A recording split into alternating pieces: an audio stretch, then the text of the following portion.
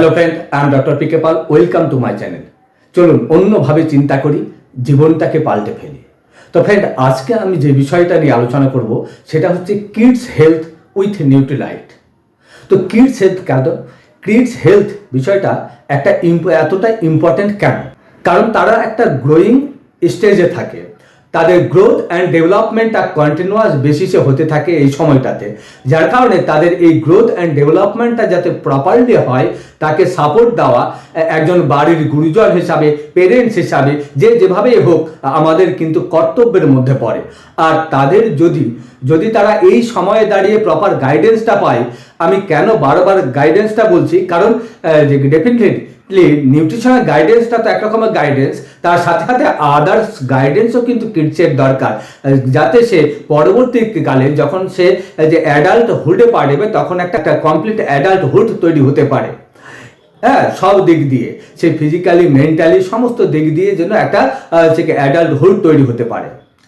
আমাদের যে entire lifestyle, সেটা আমাদের ইনফ্যান্সি থেকে শুরু করে, অর্থাৎ আমাদের জন্মগ্রহণ করা সেই সদ্যজাত থেকে শুরু করে যখন আমাদের মৃত্যু হয়, সেই টোটাল লাইফস্টাইলটা বিভিন্ন ধাপে আমরা ভাগ করি। একটা ইনফ্যান্সি, যেটা একটা ছোট্ট সদ্যজাত বা ছোট্ট বয়সের, তারপর আসে এই কিডসের যে জেনারেশনটা বা চাইল্ডহুড, শৈশব সব কাল যাকে আমরা বলি, অর্থাৎ যেটা অ্যাডোলেসেন্স বা অ্যাডাল্টহুডের আগের পর্যায়ে, তারপরে আসে অ্যাডাল্টহুড, আর তারপরেই আসে আমাদের জেনেটিক বা যে এজেড পপুলেশন। এই যে বিভিন্ন ধাপে কিন্তু আমাদের বডির ফাংশনিং থেকে শুরু করে সমস্ত কিছু চেঞ্জ হতে থাকে, আর তার পিছনে ডেফিনেটলি কোনো না কোনো কারণ আছে এই চেঞ্জটার। ঠিক সেই রকমই এই কিডস বা এই চাইল্ডহুড এই রেঞ্জটা আছে, সেখানেও কিন্তু বেশ ইম্পর্টেন্ট কিছু চেঞ্জেস আমাদের বডিতে হয়, যেটা আমরা প্রত্যেকেই জানি। দেখুন, এর জন্য আমাদের একটা প্রপার নিউট্রিশন করা যে কতটা ইম্পর্টেন্ট, সেটা আমাদের এই জায়গাটা বুঝতে হবে। যদি আমরা কিডস নিউট্রিশন নিয়ে কথা বলি, তাহলে কিডস নিউট্রিশনটা কি? দেখুন, কিডস নিউট্রিশন কিন্তু আমাদের অ্যাডাল্ট নিউট্রিশন থেকে খুব যে ডিফার করে তা কিন্তু না। কারণ এই জিনিসটা আমরা বারবার ফোকাস করি যে একজন বড় বা অ্যাডাল্ট ফ্যামিলি মেম্বার তার ফুড হ্যাবিট কীরকম, সেটা কিন্তু ভীষণভাবে ইনফ্লুয়েন্স করে ওই বাচ্চাদের ফুড হ্যাবিটটার উপরে। যার কারণে একজন অ্যাডাল্ট হিসাবে যদি আমি আমার ফুড হ্যাবিটটা ঠিক রাখতে পারি, তাহলে আমার বাড়ি যে কিডস পপুলেশন বা চাইল্ড যারা আছে তারা কিন্তু একটা হেলদি ফুড হ্যাবিট নিজে থেকে অ্যাডাপ্ট করবে। এই ফুড হ্যাবিটটা একটা ফ্যামিলিগত একটা স্বভাবও হতে পারে, কারণ কিডসের জন্য আলাদা করে কিন্তু খুব আলাদা কিছু প্যাটার্ন কিছু হয় না। যেমন একটা হেলদি এজিং প্যাটার্ন আমরা অ্যাডাল্টের জন্য করি, ঠিক সেই রকমই একটা হেলদি ইটিং প্যাটার্ন কিন্তু কিডসের জন্য আপনি কিন্তু তাদের হেলথটাকে ঠিক রাখতে পারে। এখন হেলদি ইটিং প্যাটার্ন মানে কি? যেমন আমরা প্রত্যেকেই জানি যে যখন আমরা হোল গ্রেন এর কথা বলি, তখন আমরা সবসময় রিফাইন্ড কোনো কিছুর বদলে হোল গ্রেন ব্যবহার করার কথা বলি, অর্থাৎ সবুজ ভেজিটেবল, অর্থাৎ খুব ইম্পর্ট্যান্ট একটা ফুড গ্রুপ যারা খুব ইম্পর্ট্যান্ট নিউট্রিয়েন্ট সাপ্লাই করে। সো এই ফুড গ্রুপের কথা বলি, তার সাথে সাথে প্রোটিন, অফকোর্স, যেটা কোনোভাবেই ভুললে চলে না। আমরা অ্যাডাল্টহুডের প্রোটিন নিয়ে কথা বলি, কিন্তু চিলড্রেন বডি, তাদের কিডস বডির ওপরেও কিন্তু প্রোটিন কিন্তু সমানভাবে দরকার, ভীষণ ইম্পর্টেন্ট। কেন? তাদের কিন্তু আরও বেশি, তাদের আরও গ্রোথ হচ্ছে, ডেভেলপমেন্ট হচ্ছে। অর্থাৎ কোনো কিছু গ্রোথ ডেভেলপমেন্ট মানে কি? আমাদের শরীরের মধ্যে কি তৈরি হচ্ছে? একটা সেল তৈরি হচ্ছে, আর যখনই সেল তৈরি হচ্ছে তখন সেটা উইদাউট প্রোটিন কখনোই সম্ভব নয়। তাই প্রোটিনটা কি? যখন গ্রিন প্রোটিন, যখন আমরা এলিমেন্ট বেসড প্রোটিনের কথা বলি, যেমন চিকেন, ফিশ, এইগুলো আসে, সেই সমস্ত ডায়েটে যখন আমরা অ্যাডাল্ট করতে পারি, তার সাথে সাথে ডেয়ারি প্রোটিন, এগুলো কিন্তু খুবই ইম্পর্টেন্ট কিডস নিউট্রিশনে, কিন্তু কিড ডায়েটে অ্যাড করার জন্য। অনেক সময় অ্যাডাল্টের ক্ষেত্রে এই প্রোডাক্টগুলো ডাইজেশনে ইন্টারফেয়ার করে, কিন্তু মোস্টলি কিডসের ক্ষেত্রে কিন্তু এটা হয় না। যাদের হয় সেটা কিন্তু এক্সেপশনাল কেস, সেটার ক্ষেত্রে আমরা অ্যাভয়েড করতে পারি। কিন্তু ইন জেনারেল ভাবে যদি আমরা দেখি তাহলে এই প্রোডাক্টগুলো রেগুলার কিন্তু কিডস ডায়েটে ইনটেক করা অবশ্যই জরুরি।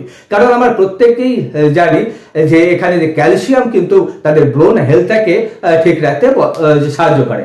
আর একটা জিনিস খুব ইম্পর্টেন্ট, যখন আমরা কোনো কিছু ইনক্লুড করার কথা বলছি তখন বেশ কিছু জিনিস থাকে যেগুলোর দিকে আমাদের একটু নজর দিতে হয়, যেগুলি কিনা আমাদের একটু অ্যাভয়েড করতে হয়। আর কেন বলছি এগুলো লিমিট করা বা অ্যাভয়েড করা, কারণ এই ধরনের জিনিসগুলোর প্রতি বাচ্চারা একটু বেশি আকৃষ্ট হয়। যেমন হচ্ছে বিভিন্ন ধরনের স্ন্যাক্স যেগুলো বাইরে বা বাজারে পাওয়া যায়, যেগুলো রেডিমেড যে প্রোডাক্টগুলো যেগুলো জাঙ্ক ফুড হিসাবে আমরা বলি। কারণ এগুলোতে সুগার বা সোডিয়াম বা সল্টের পরিমাণ কিন্তু অনেক বেশি পরিমাণ থাকে।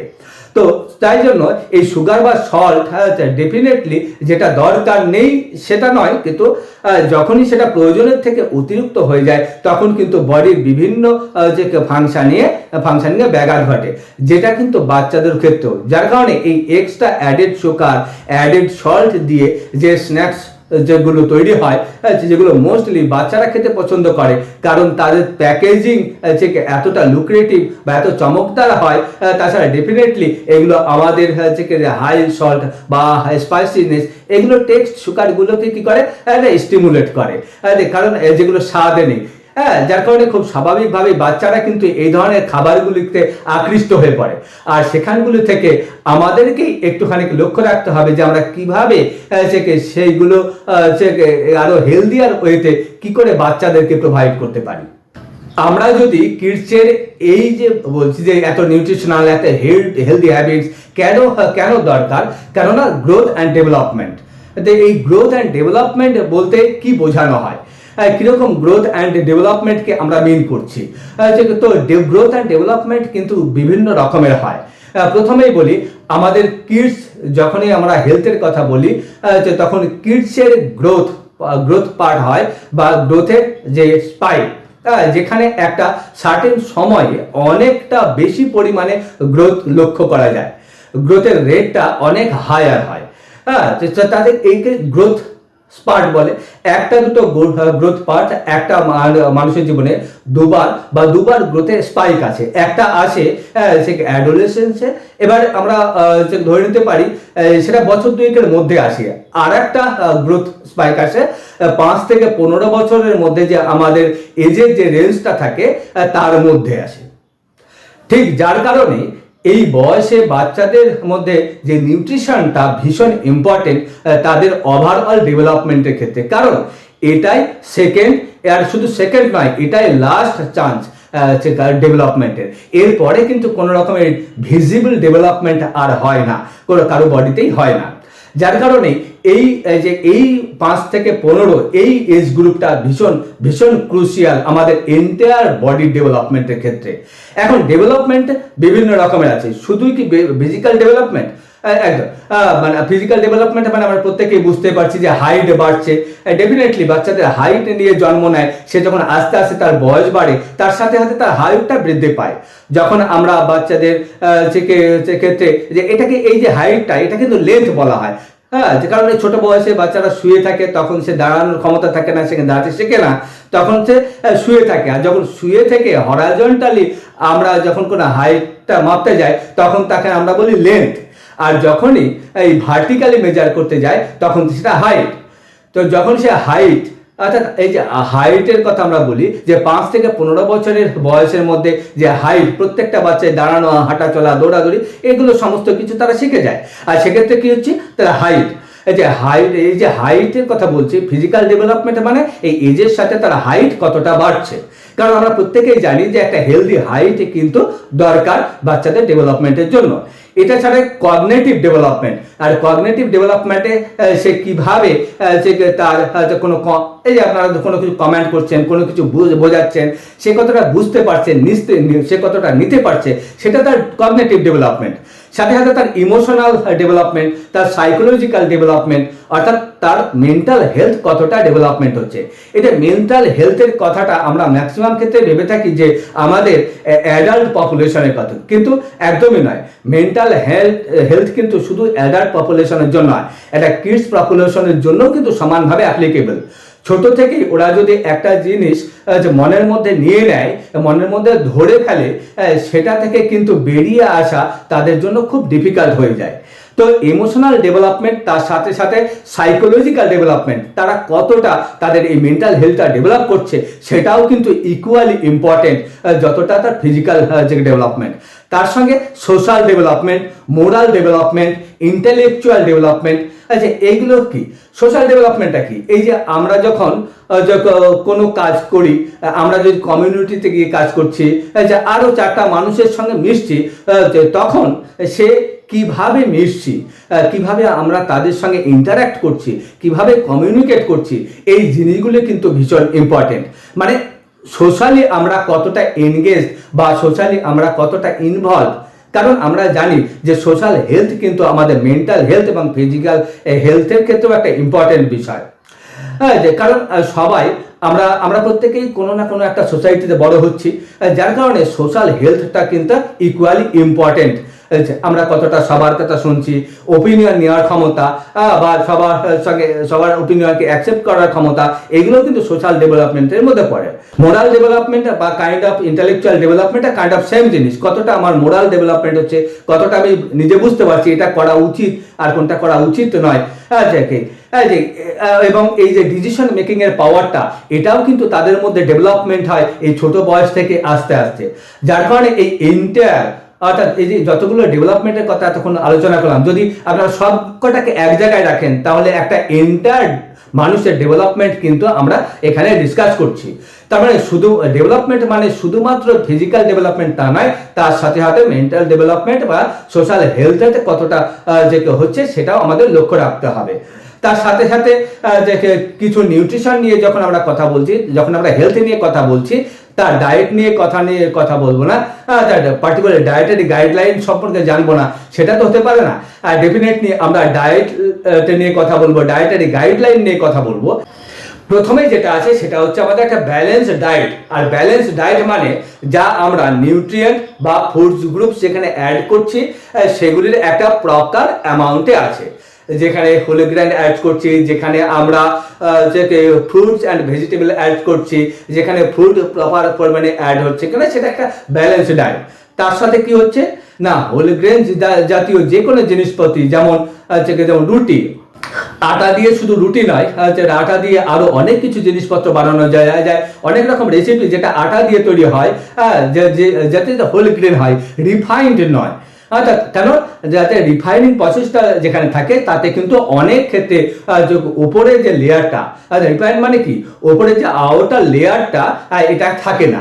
এই আউটার লেয়ারটা কিন্তু বাচ্চাদের ক্ষেত্রে খুবই গুরুত্বপূর্ণ, কারণ এর মধ্যে মেনলি যেটা থাকে সেটা হচ্ছে ফাইবার। রিফাইন্ড হলে সেখানে হয় কি, এই ফাইবারটা কিন্তু থাকে না, যার ফলে নন রিফাইন্ড জিনিসগুলো কিন্তু এখানে ব্যবহার করছে। তারপরে প্রোটিন সম্পর্কে যেটা বলছিলাম, প্রোটিন ছাড়া ডায়েটটা ভাবাই যায় না। প্রোটিনের ক্ষেত্রে গুড সোর্স অফ প্রোটিন, যেটা যে সমস্ত জিনিসে, যেমন ফিশ, এগ, এই সমস্ত জিনিস কিন্তু আমাদের রেগুলার ডায়েটের মধ্যে একটা অবিচ্ছেদ্য অংশ হিসাবে রাখতে হবে। তার সাথে বিভিন্ন রকমের ভেজিটেরিয়ান সোর্স অফ প্রোটিন, যেমন বিভিন্ন রকমের ডাল, বিভিন্ন রকমের হেলদি স্ন্যাক্স। তো তখন এখানে বড়দের সাথে সাথে কিন্তু ছোটদেরও আমরা স্ন্যাক্স দিতে পারি যেটা প্রোটিনযুক্ত। এগুলো হচ্ছে আমাদের প্রোটিনের সোর্স, যেগুলো যে এভরিডে বেসিসে আমরা কিন্তু কিডসের ডায়েটে ইনক্লুড করা আমাদের উচিত, যাতে করে যাদের প্রোটিন রিকোয়ারমেন্টটা রিচ করতে পারে। এটা হলো কি, যে কোনো, এছাড়াও আছে যে কোনো রকমের ডিয়ারি প্রোডাক্ট, মিল্ক, বিভিন্ন রকমের প্রোডাক্ট যেটা ডিয়ারি থেকে পাওয়া যায়, সেগুলো ইউজ করা। কেন, কারণ ডিয়ারি রিলেটেড প্রোডাক্টে যে প্রোটিনটা থাকে, যে আমরা প্রত্যেকে জানি এখান থেকে কিন্তু ক্যালসিয়াম রিচ হয়, যেগুলো কিন্তু আমাদের ক্যালসিয়ামের বোন হেলথ, পার্টিকুলারলি যদি আমরা দেখি বোন হেলথটাকে কিন্তু মেনটেন করতে ভীষণভাবে সাহায্য করে। যার কারণে ডেয়ারি মিল্ক বেস প্রোডাক্টটা কিন্তু আমরা কনজিউম করতে পারি বা তাদেরকে প্রোডাক্ট করতে পারি। সেটা বিভিন্ন রকমের যে স্ন্যাক্স হিসাবে বা খাবারের সঙ্গে বা আরও কিছু কমপ্লিমেন্ট করে আমরা সেগুলোকে দিতে পারি। তার সাথে সাথে যখনই আমরা ইনক্লুড করার কথা বলি যে কিছু জিনিস আমরা বলছিলাম, কিছু জিনিস কিন্তু নিউট্রিশনের জন্য ইম্পর্টেন্ট, আর কিছু যদি এলিমিনেট করতে হয়, এখানে এলিমিনেট করতে হয় যেটা যেমন সুগারি স্ন্যাক্স যেগুলো হয় বা সল্টি স্ন্যাক্স যেগুলো হয়, সেগুলোকে যতটা সম্ভব আমরা যাতে তাদের ডায়েট থেকে, রেগুলার কনজামশনটা থেকে আমরা যাতে লিমিট করতে পারি, অর্থাৎ আমরা যাতে সেগুলো কমাতে পারি। কেন এই ধরনের জিনিসে হাই সুগার বা হাই সল্ট যে কন্টেন্টটা থাকে সেটা কিন্তু বা তাদের যে ওভারঅল ডেভেলপমেন্টে কোথাও গিয়ে একটা ইন্টারফেয়ার করে, যার কারণে আমাদের এই জিনিসগুলো একটু খেয়াল রাখতে হবে। তার সাথে সাথে বেশ কিছু সুগারি প্রোডাক্ট আছে যার কালার অ্যাডেড থাকে, যেগুলোর প্রিজারভেটিভ অ্যাড থাকে, যেগুলো বডিতে আমাদের অনেক রকমভাবে হার্ম করতে পারে। তার সঙ্গে সঙ্গে অত্যধিক সুগার কন্টেন্ট তার কিন্তু কমন একটা বিষয়, যেটা হচ্ছে দাঁতের যে ক্যাভিটি তৈরি হয়, দাঁতের যে নর্মাল ডেন্টাল হেলথ, সেটা কিন্তু ভীষণভাবে কম্প্রোমাইজড হয় বাচ্চাদের মধ্যে, কারণ এই হাই সুগারি এবং স্ন্যাক্সের ক্ষেত্রে যেগুলো তারা খেতে ভালোবাসে, খায়, এবং যার কারণে কি হয় তাদের ডেন্টাল হেলথে কিন্তু কোথাও একটা কম্প্রোমাইজ হচ্ছে। তার সাথে সাথে সাথে কি না, তো দেখুন স্বাদের কথা আলাদা করে বলতেই হয়, কারণ আমরা বলতে এই মানে ফ্যাট আমাদের একটা যে ইম্পর্টেন্ট একটা নিউট্রিয়েন্ট। ফ্যাট মানে যে খাবার সেটা কিন্তু নয়, ফ্যাট এমন একটা জিনিস যেটা আমাদের বডির যে আমাদের বডিতে কিন্তু খুবই আবশ্যক। কিন্তু ফ্যাটটা কোথা থেকে পাচ্ছি, কি টাইপ অফ ফ্যাট আমরা অর্জন করছি, সেটা কিন্তু ভীষণ ইম্পর্টেন্ট। যেরকম সবার ক্ষেত্রেই এটা রেকমেন্ডেড যে হেলদি ফ্যাট, হেলদি ফ্যাট কথাটা কি তার সোর্স, কোথা থেকে আমরা পেতে পারি। ডেফিনেটলি আমরা বিভিন্ন রকম নাটস, আমরা যেমন ওভারনাইট স্যুপ করে কিন্তু আমরা তাদেরকে দিতে পারি।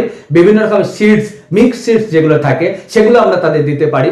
যখন আমরা বাড়ির যে রান্নাবান্না করছি ডেফিনেটলি তেল লাগে, তেল তো লাগেই, কিন্তু যারা রান্না করছেন তারা সব থেকে ভালো জানেন উনি কতটা তেল ইউজ করছেন, তেলের ইউজেজ আর তেলের কনজামশনটা কতটা। যিনি রান্না করছেন তিনি যদি নিজেই জিনিসটাকে কনফার্ম করতে পারেন, তাহলে কিন্তু এন্টায়ার ফ্যামিলির এই এক্সেস অয়েল কনজামশনটা কিন্তু আটকানো যায়। তার সাথে সাথে যে কিছু ব্লেন্ড অফ অয়েল, একই ধরনের তেল ইউজ না করে দুটো তেল যদি আমরা মিক্সড করি, তাহলে অনেক ক্ষেত্রে কি হয়, দুটো তেলের যে ডিফারেন্ট নিউট্রিশন ভ্যালু থাকে সেগুলি আমরা একসঙ্গে ইনকর্পোরেট করে কিন্তু রান্না করলে সেখানে তেলের গুণাগুণটাও বাড়ানো যায়। তার সাথে সাথে অলিভ অয়েল, কিন্তু একটা জিনিস মাথায় রাখতে হবে যে অলিভ অয়েল কিন্তু কোনো ডিপ ফ্রাইং এর জন্য ব্যবহার করার জন্য নয়। অলিভ অয়েল সাধারণভাবে খুব লাইট একটা অয়েল, যেটা হাই হিটে নেওয়া কিন্তু আমাদের উচিত নয়। অলিভ অয়েল মোস্টলি স্যালাড টাইপের যে কোনো জিনিসের ক্ষেত্রে ব্যবহার করার জন্য, হাই হিটের মধ্যে অলিভ অয়েলকে না নেওয়াই বেটার। কিন্তু এই অলিভ অয়েল আমাদের ডায়েটে কিন্তু ইনক্লুড করতে হবে। তার সাথে সাথে হাইড্রেশন একটা খুবই ইম্পর্টেন্ট যে ফ্যাক্টর হচ্ছে হাইড্রেশন। কেন ইম্পর্টেন্ট বলছি, বাচ্চারা কিন্তু জল নিয়ে খেলতে ভালোবাসে, জল ঘাটতে খুব ভালোবাসে, কিন্তু তারা জল খেতে ভালোবাসে না। এই বিষয়টা কিন্তু বাচ্চাদের মধ্যে প্রায় দেখা যায়। এই জন্য বাচ্চাদের যে ক্ষেত্রে এই যে কিডস হেলথের ক্ষেত্রে তারা কিন্তু যেহেতু জল খেতে ভালোবাসে না, তাই তাদের ক্ষেত্রে কিন্তু এই কনস্টিটিউশনটা কিন্তু একটা কমন একটা প্রবলেম। তাই খেয়াল রাখতে হবে বাচ্চারা যেন ঠিকঠাক জল খায়, তাদের বডিতে যদি জলটা ঠিকঠাক থাকে তাহলে কিন্তু দেখুন জল যদি ঠিকঠাক থাকে তাহলে কিন্তু কনস্টিটিউশনের ইস্যুটা আসবে না। তাদের বডি হাইড্রেশনটা ঠিক রাখতে হবে। আর এই গরমের সময় তারা যেন সারাদিনে অল্প অল্প করে যে জল খায় সেটার দিকে খেয়াল রাখতে হবে। এছাড়াও আমরা যখন এই যে গরমকালে অনেক রকমের দইয়ের ঘোল বানিয়েও কিন্তু আমরা বাচ্চাদেরকে দিতে পারি, কারণ এগুলো কিন্তু হেলদিয়ার অপশন। এগুলো খেতেও ভালো লাগে, একদম সুস্বাদু, এবং তার সাথে আমাদের হাইড্রেশনের দিকটাও কিন্তু মাথায় রাখতে হবে এবং ঠিক থাকবে। এরপরে আছে আমরা পোর্শন কন্ট্রোল। এই পোর্শন কন্ট্রোলটা কিন্তু খুবই দরকার, কারণ যে বাচ্চাদের মধ্যেও দেখা গেছে যে ওবিসিটির বিষয়টা কিন্তু খুব কমন এবং খুব দ্রুত হারে বাড়ছে। এটা কেন? কারণ এটা তাদের লাইফস্টাইল, এই যাদের লাইফস্টাইলটা এমন হয়ে গেছে যে মোস্ট অফ দ্য বাচ্চা তারা কিন্তু সেকেন্ডারি লাইফস্টাইল কিন্তু মুভ করছে। আর সেকেন্ডারি লাইফস্টাইল কি, যেখানে নড়াচড়া কম হচ্ছে, ফিজিক্যাল অ্যাক্টিভিটি কম হচ্ছে, ম্যাক্সিমাম ক্ষেত্রে দেখা যাচ্ছে ঘরের মধ্যে বসে ভিডিও গেম, ল্যাপটপে গেম, মোবাইলে গেম, বা যে এই ধরনের যে কাজে ব্যস্ত, যার কারণে যে পরিমাণ তারা খাবার খাচ্ছে তার যে এনার্জি সেটা কিন্তু রেগুলার বডিতে কাজে লাগছে না। তাহলে এক্সেস এনার্জিটা বডিতে জমা হয়ে ফ্যাট হয়ে জমা হচ্ছে এবং সেটা ওভার ওয়েটের দিকে যাচ্ছে, এবং যেটা কিন্তু ওবিসিটির আগের পর্যায়ে, যেটা আমরা সবাই জানি। যার কারণে বাচ্চাদের ক্ষেত্রে যখন আমরা খাবার বাড়ছি বা তারা যখন খাচ্ছে তখন কতটা খাচ্ছে আর কোন জিনিসটা কতটা খাচ্ছে সেটা দেখাও কিন্তু খুবই দরকারি। তার সাথে সাথে একটা প্রপার টাইমে, যেটা আমরা বলি স্মল ফ্রিকুয়েন্ট, অর্থাৎ বা একটা রেগুলার ইন্টারভ্যালে যদি আমরা দিই, অল্প অল্প করে যদি ফ্রিকুয়েন্টলি খাই, তাহলে কিন্তু সেই পোর্শনটা কন্ট্রোল করা এবং খুবই সোজা হয়ে যায়। দেখুন, টাইমের ইম্পর্টেন্ট কিন্তু শরীরে একটা টাইমের ব্যাপারটা কিন্তু একটা ইম্পর্টেন্ট ভূমিকা পালন করে। যখন আমরা এই সমস্ত বিষয়গুলোকে একসঙ্গে অ্যালাইন হচ্ছে, তখন কিন্তু কিডসের যে হেলথ বিষয়টা যে কন্ট্রোল করা সম্ভব। এই বিষয়টা হচ্ছে বেসিক একটা গাইডলাইন। এখন নিউট্রিশনের কথাটা কিন্তু আমরা বললাম, কিন্তু তা সত্ত্বেও সমস্ত কিছু মেনটেন্যান্সের পরেও কিন্তু কিছু কিছু জিনিস যেগুলো একটু চ্যালেঞ্জিং থেকেই যায়। বাচ্চাদের ক্ষেত্রে তো অবশ্যই এই জিনিসটা থাকে। যেমন যেটা মেন জিনিস, ভীষণ চুজি একটা বিহেভিয়ার, লিমিটেড ফুড চয়েসেস থাকে। অর্থাৎ বাচ্চারা একটা লিমিটেড কিছু ফুডসকে চয়েস করে, অর্থাৎ এই জিনিস খাবো, এর বাইরে আমি খাবো না। তখন কি হচ্ছে, তাদের নতুন ফুডস বা নতুন খাবার ট্রাই করার যে ইচ্ছাটা বা মানসিকতাটা সেটা কিন্তু তাদের ডেভেলপ করে না। তারা একটা ভয় পায় যে এই নতুন জিনিসটা হয়তো সে ভালো হবে না, সে আগে থেকেই জাজ করে নেয় যে যেটা নতুন খেতে যাচ্ছি এটা মনে হয় ভালো হবে না।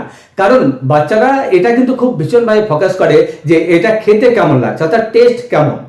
তো বড়রাও সেটা করে, কিন্তু বড়রা সেটা বুঝে নেয় তাড়াতাড়ি যে এটা হেলথের জন্য ভালো, তাই খেয়ে নি। কিন্তু বাচ্চারা কিন্তু সেটা বোঝে না, তাই এটা কিরকম দেখতে লাগছে, কিরকম খেতে লাগছে, এই বিষয়টা কিন্তু বাচ্চাদের এই নতুন ফুড ট্রাই করার ক্ষেত্রে যে নিজেরা বিরত রাখে। তারা লিমিটেড ফুড চুজ, পার্টিকুলার কিছু জিনিস তারা খায় এবং নতুন ফুড, নতুন খাবার খেতে চায় না। তার সাথে সাথে বেশ কিছু চিলড্রেনের মধ্যে এটা দেখা যায় যে ফুডটা বা যা কীরকম দেখতে বা তার টেক্সচারটা কীরকম, যে সেটাও কিন্তু একটা ইম্পর্টেন্ট। সেটা যদি একটু স্লাইমি হয় তাহলে সেটা তারা পছন্দ করে না। তারপরে যে সেটা যদি বেশি মুচমুচে হয় তাহলে হয়তো পছন্দ করে না বা বেশি পছন্দ করতে পারে। হ্যাঁ, অর্থাৎ এই যে স্ট্রাকচারটা, যে স্ট্রাকচার অর্থাৎ কীরকম দেখতে, সেটা কিন্তু একটা খুবই ইম্পর্টেন্ট বিষয়। তার সাথে সাথে খাবার সময়, অর্থাৎ খাবার সময় এখন খেতে ইচ্ছা করছে না, এখন খাবো না, খিদে নেই, এই ধরনের বিষয়গুলো কিন্তু বাচ্চাদের যে ক্ষেত্রে যে খুবই কমন বিষয়, যেটা তারা আমরা প্রত্যেকেই জানি। এটা হচ্ছে মেন আমাদের ইটিং ডিজঅর্ডার আমরা বলতে পারি, যেটা হচ্ছে বাচ্চাদের সঙ্গে যে পিকি ইটি, তাদের ভাবে ভীষণভাবে চুজি একটা বিহেভিয়ার টুয়ার্ডস ফুড আইটেম। আচ্ছা, এইটা হচ্ছে আমাদের এন্টায়ার কিডস নিউট্রিশনের একটা বিষয়। এখন আমরা ডায়েটারি গাইডলাইন সম্পর্কে শুনলাম, তার ডেভেলপমেন্ট সম্পর্কে শুনলাম। হ্যাঁ, এবারে আসি আমাদের ডেইলি ডায়েটের সাথে সাথে বেশ কিছু নিউট্রিলাইটের যেটা এন্টায়ার কিডস রেঞ্জ আছে, তারা কিভাবে আমাদের কিডস হেলথটাকে সাপোর্ট করে। প্রথমেই আসি যেটা অল ইন অল, যে সব কিছু একসাথে নিয়ে যে সব আসি, সেটা হচ্ছে কিডস ড্রিঙ্ক, যেটা একটা খুবই একটা চকলেট ফ্লেভার এই কিডস ড্রিঙ্কস। এটা বাচ্চাদের ক্ষেত্রে পছন্দের একটা ফ্লেভার হয়। এই কিডস ড্রিঙ্কস কিন্তু আমাদের বাচ্চাদের যা যা যা নিউট্রিয়েন্টের রিকমেন্ড থাকে, সেগুলো সমস্ত প্রোটিন থাকে, কার্বোহাইড্রেট থাকে, মাইটো থাকে, ভিটামিন থাকে, মিনারেল থাকে, এই যে এন্টায়ার যে নিউট্রিয়েন্টগুলো, সেই রিকোয়ারমেন্টগুলো কিন্তু এই একটা ড্রিঙ্কের মধ্যেই যে অ্যাভেলেবেল। আর যখনই আমরা বলছি নিউট্রিয়েন্টগুলো যে অ্যাভেলেবেল, তখন ডেফিনেটলি তারা তাদের কাজগুলো করছে। যেমন ভিটামিন মিনারেলগুলো তাদের ইমিউনিটি কাজ করছে, প্রোটিন মাসেল বিল্ড আপে সাহায্য করে, বোনকে স্ট্রং রাখে, তাদের মেন্টাল হেলথ ডেভেলপমেন্টে সাহায্য করে, এনার্জি মেটাবলিজমে সাহায্য করে, তাদের হেলথ স্কিন নেল এই সমস্ত স্ট্রাকচারগুলোকে কিন্তু হেলদি রাখতে সাহায্য করে এই কিড ড্রিঙ্কস। তাহলে এই কিড ড্রিঙ্কসটা হচ্ছে একটা along with a good diet.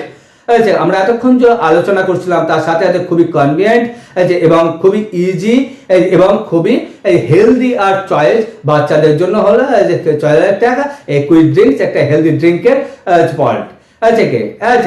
এটা কি আমরা প্রতিদিন 2 চামচ করে দিতে পারি। এটা রেকমেন্ড হচ্ছে পার ডে 2 চামচ। কিভাবে আমরা নিতে পারি? এটা আমরা দুধের সঙ্গে নিতে পারি বা জলে মিশিয়ে নিতে পারি। হ্যাঁ, বা কিছু কিছু বাচ্চা হয়তো দুধটা পছন্দ করছে না, তাদের ক্ষেত্রে আমরা জলের সঙ্গেও নিতে পারি। আর মিল্কের ক্ষেত্রেও কিন্তু আমরা মিল্ক অর্থাৎ দুধটা কিন্তু আমরা হালকা গরম দুধের সঙ্গে নিতে পারি বা ঠান্ডা দুধেও নিতে পারি, তাতে কোনো অসুবিধা নেই। তো তার মানে 1 গ্লাস জল বা 1 গ্লাস দুধে 2 চামচ অর্থাৎ 2 বারেও আমরা দিতে পারি।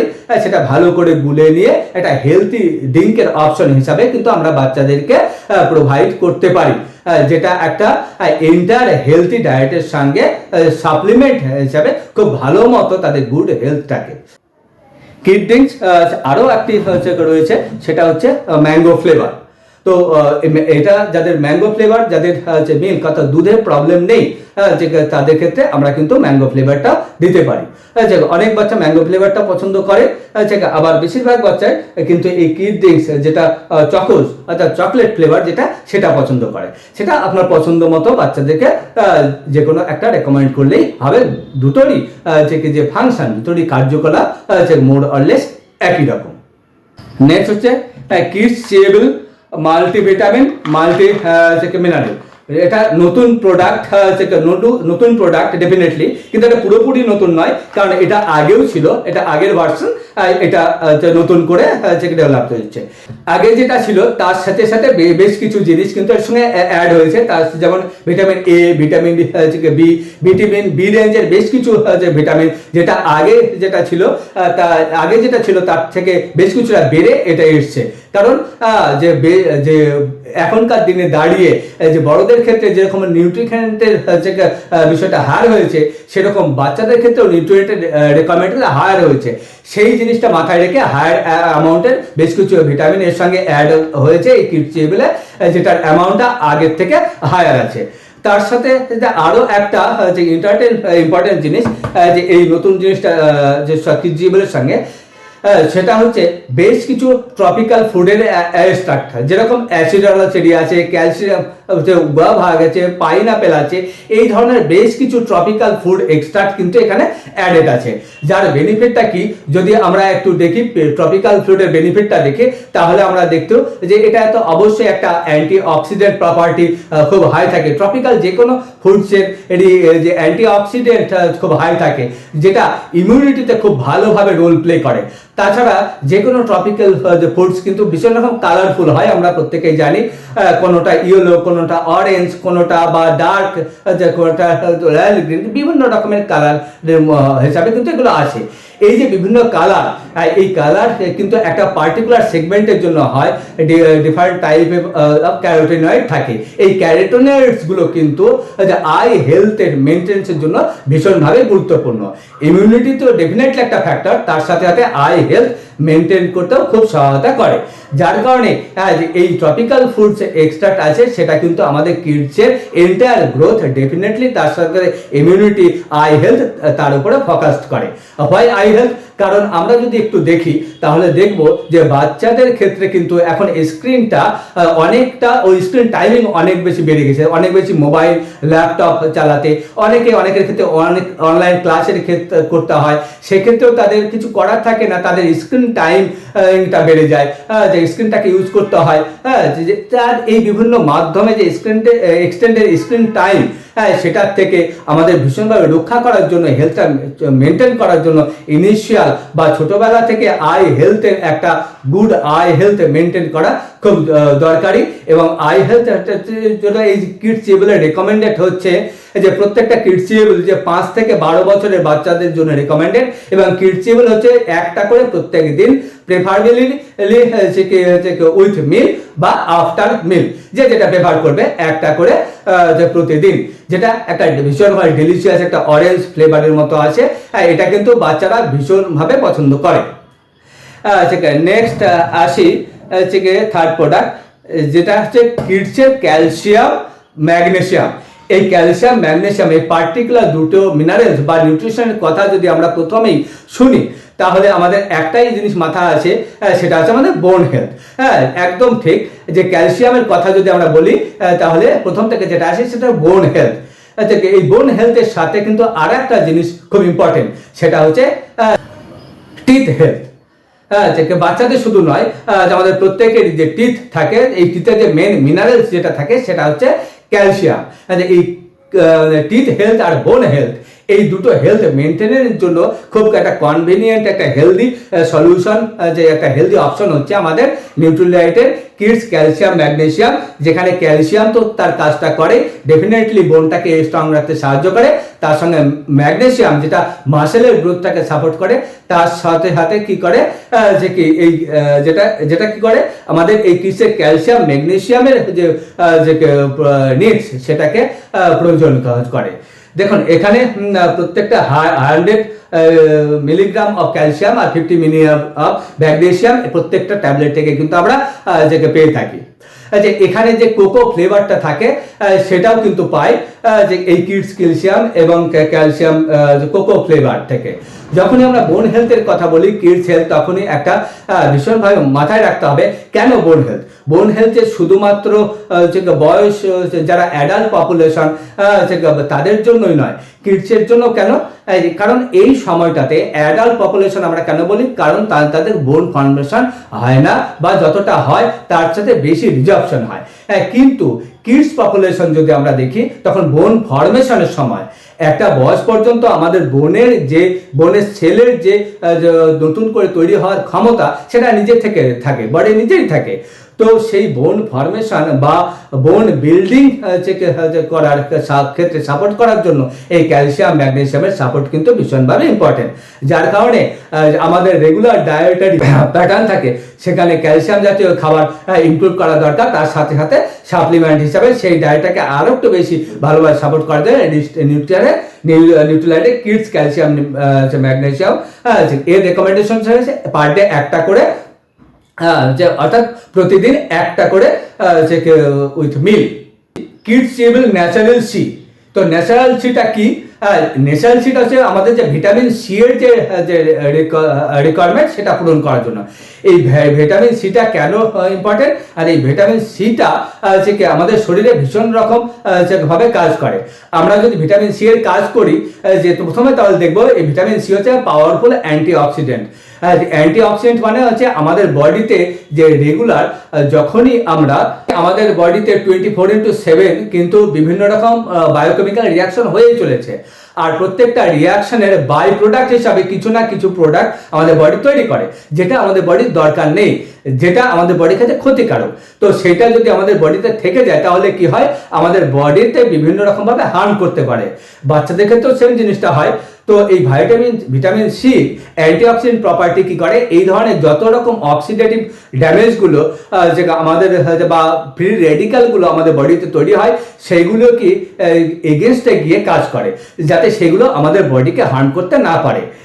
এটা ছাড়া মেটাবলিজম ভীষণভাবে সাহায্য করে। আর কি আমাদের নিউট্রিলাইটের যে কিডসেবল আগে এটা কিন্তু আমাদের প্রপার ভিটামিন সি এর যে রিকোয়ারমেন্ট থাকে একটা বাচ্চার বডিতে, সেই রিকোয়ারমেন্টটা নিড করতে ভীষণভাবে সাহায্য করে। একটা গুড ডায়েট আমাদের বারবার রিপিট করি, গুড ডায়েট কেন? কারণ এই সাপ্লিমেন্ট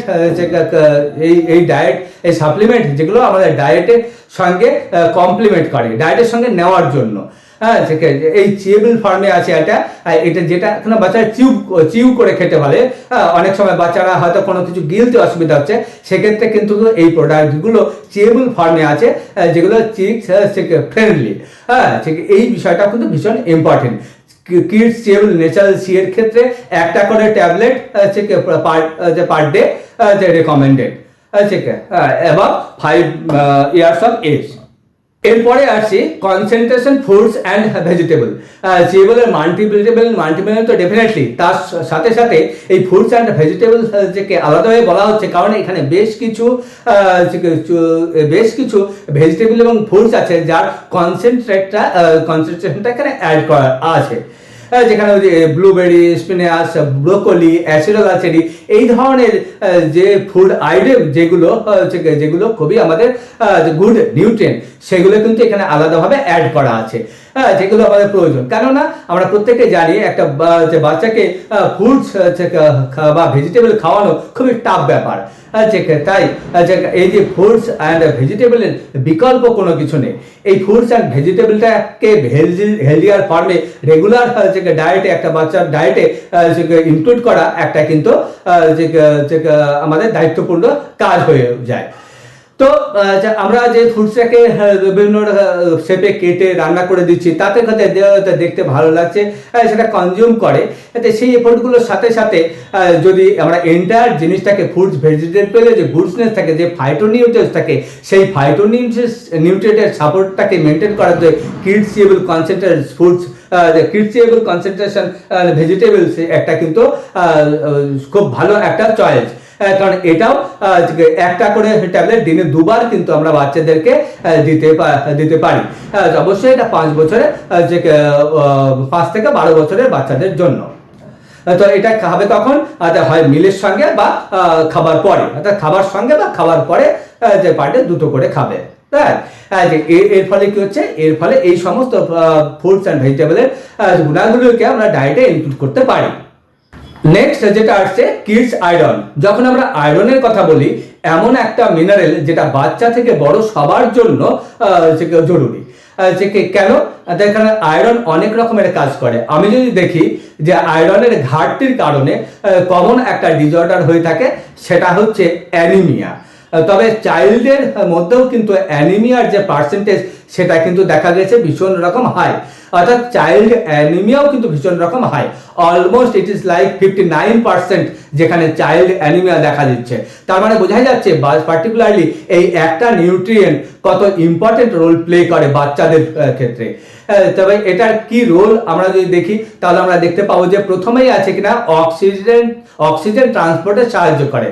অক্সিজেন যেটা আমরা ইনহেল করছি, যেটা আমরা প্রশ্বাসের সঙ্গে নিচ্ছি অ্যাটমসফিয়ার থেকে, সেই অক্সিজেনটা আমাদের বডির বিভিন্ন সেল যে নিউট্রিলাইজ করে, সেই সেলে পৌঁছে দেয়। অর্থাৎ অক্সিজেন ট্রান্সপোর্টেশনে সাহায্য করে আয়রন। এছাড়া এনার্জি প্রোডাকশন, এনার্জি রিলিজ করা, অর্থাৎ গোটা এনার্জির রেগুলেশনটা, সেটাতেও কিন্তু আয়রন ভীষণভাবে একটা গুরুত্বপূর্ণ ভূমিকা পালন করে। আয়রনের আরো ভীষণ রকমের ইম্পর্টেন্ট কাজ আছে আমাদের বডিতে। আয়রন অবজর্পশনের ক্ষেত্রেও কিন্তু ভিটামিন সিও কাজ করে। যখন কোনো প্ল্যান্ট বেস আয়রনের কথা বলি, সেখানে ভিটামিন সি যদি আমরা অ্যাড করতে পারি, তাহলে সেই আয়রনের অ্যাবজর্পশনটা কিন্তু ভীষণ হাই অ্যামাউন্টে হয়ে থাকে। কিডস চিউয়েবল আয়রনের কি ফর্ম অফ আয়রন আছে, তাহলে আমরা দেখব যে ফেরাস হিউমারেস বলে যে একটা পার্টিকুলার ফর্ম হয়, সেই আয়রনটা এখানে অ্যাডেড, যেটা কিনা বডি ইজিলি অ্যাবজর্ব করতে পারে। তার সাথে সাথে আবারও এটা চিউয়েবল ফর্মে আছে, যে যা কিডসের ক্ষেত্রে খুব ফ্রেন্ডলি, অর্থাৎ কিডস ফ্রেন্ডলি। এটা একটা করে দিনে 2 বার মিলের সাথে, খাবার সঙ্গে বা খাবার পরে, 5 থেকে 12 বছরের বাচ্চাদের জন্য।